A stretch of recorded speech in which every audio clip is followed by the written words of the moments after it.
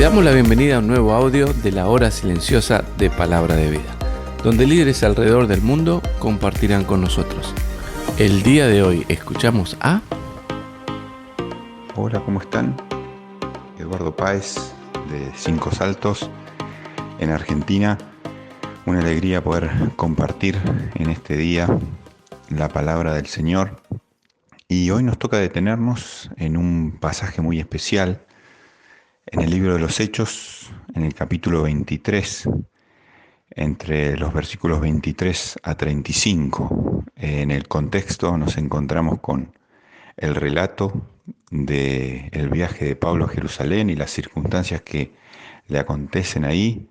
Y Pablo estaba preso por el tribuno porque los judíos lo querían matar y se había armado un complot en contra de él. Y llegamos al verso 23 del capítulo 23 de los Hechos y nos dice así la palabra del Señor: y llamando el tribuno a 2 centuriones, mandó que preparasen para la hora tercera de la noche 200 soldados, 70 jinetes y 200 lanceros para que fuesen hasta Cesarea, y que preparasen cabalgaduras en que, poniendo a Pablo, le llevasen en salvo a Félix el gobernador. Y escribió una carta en estos términos: Claudio Lisias, al excelentísimo gobernador Félix, salud. A este hombre aprehendido por los judíos y que iban ellos a matar, lo libré yo acudiendo con la tropa, habiendo sabido que era ciudadano romano. Y queriendo saber la causa por qué le acusaban, le llevé al concilio de ellos, y hallé que le acusaban por cuestiones de la ley de ellos, pero que ningún delito tenía digno de muerte o de prisión. Pero al ser avisado de acechanzas que los judíos habían tendido contra este hombre, al punto le he enviado a ti, intimando también a los acusadores que traten delante de ti lo que tengan contra él. Pásalo bien. Y los soldados, tomando a Pablo como se les ordenó, le llevaron de noche a Antipatris, y al día siguiente, dejando los jinetes que fuesen con él, volvieron a la fortaleza. Cuando aquellos llegaron a Cesarea y dieron la carta al gobernador, presentaron también a Pablo delante de él, y el gobernador, leída la carta, preguntó de qué provincia era, y habiendo entendido que era de Cilicia, le dijo: te oiré cuando vengan tus acusadores, y mandó que le custodiasen en el pretorio de Herodes. Nos encontramos con una situación especial, una situación en que vemos la mano de Dios obrando. El Señor ya le había dicho algunos versículos más atrás que Pablo iba a testificar de él en Jerusalén y que Pablo era necesario que testificara de él en Roma. Y el Señor estaba obrando en su soberanía y en su cuidado, más allá de las circunstancias, para que se cumpliera esa palabra. Entonces, en primer lugar, encontramos algo fabuloso: cómo Pablo es y recibe la custodia romana para poder ser librado de este complot que tenían los judíos, que se habían juramentado darle muerte. Y fíjense que el tribuno lo libra de la mano de los judíos en plena noche, en la madrugada, y le pone una custodia de alguien con importancia: 200 soldados, 70 jinetes y 200 lanceros, 470 hombres preparados para la guerra, para custodiar la salida de Pablo.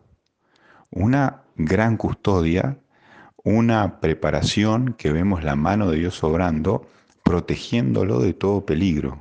En el medio de esa situación de extrema, de la vida estaba en juego, que podía estar cercana a la muerte, Dios se manifiesta con poder, dándole una custodia poderosa y sacándolo en medio de la noche de esa situación.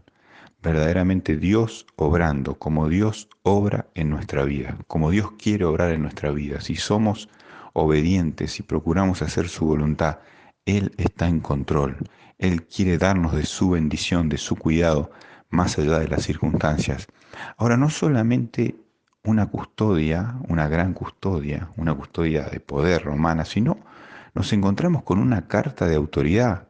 El mismo tribuno, la autoridad más importante en Jerusalén, custodiando desde el lugar de autoridad que tenía Roma en esa época, esa misma autoridad le escribe una carta al mismísimo gobernador encomendando en sus manos a Pablo. Está bien, Pablo era ciudadano romano y en la ley romana tenía derechos a los cuales se tenía que someter su juzgamiento. Ahora es interesante cómo el tribuno escribe, dice en el verso 29, que ningún delito tenía digno de muerte o de prisión. O sea, era tan fuerte lo que pretendía el pueblo judío sobre él que era importante custodiarlo y darle protección. Pero la verdad es que delito no había.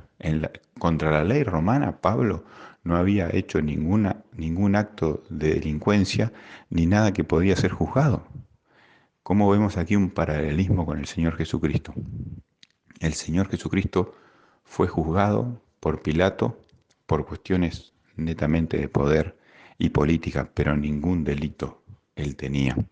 Entonces, cómo la palabra siempre nos lleva a su tema central, cómo la palabra siempre nos lleva a Cristo, a la verdad de su amor, de su mensaje y del Evangelio, que era el Evangelio que el apóstol se encargaba de predicar y de anunciar y que todo, como él mismo dice, todo lo había llenado, todo el mundo conocido lo había llenado con el Evangelio de Cristo. Entonces encontramos una custodia provista por el Señor, encontramos una carta de autoridad que también es una provisión de Dios en su cuidado en medio de esta situación adversa que el apóstol estaba viviendo, pero que estaba en el medio y en el centro de la voluntad de Dios.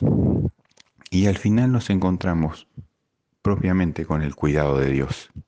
Él dice la palabra que él llega a Cesarea, que se presenta ante las mismísimas autoridades y que queda protegido de toda esa persecución, protegido de toda esa situación y que podemos ver en los capítulos siguientes cómo Dios sigue obrando con dificultades, con pruebas, con circunstancias adversas, que el apóstol también en la carta a los Corintios se encarga de describir muchas veces en un montón de situaciones adversas, pero siempre cumpliendo la voluntad de Dios, siempre procurando hacer lo que Dios quería. Y esa tiene que ser nuestra búsqueda a diario, la voluntad de Dios, el plan de Dios, el propósito de Dios, su pensamiento, su corazón para nuestra vida. ¿Por qué? Porque vamos a estar siempre mirando al cielo, porque este tiempo es un peregrinaje hacia la patria celestial, hacia la república del cielo, hacia estar con Dios para siempre, que inspirados en este ejemplo del apóstol y procurando siempre buscar a Dios, en nuestra vida se manifieste su amor, su voluntad, su deseo y su plan para nuestros días. Que el Señor nos bendiga y nos fortalezca. Gracias por escucharnos. Recuerda que este audio no reemplaza tu tiempo a solas con Dios. Te animamos a que escribas tus aplicaciones personales. Hasta mañana.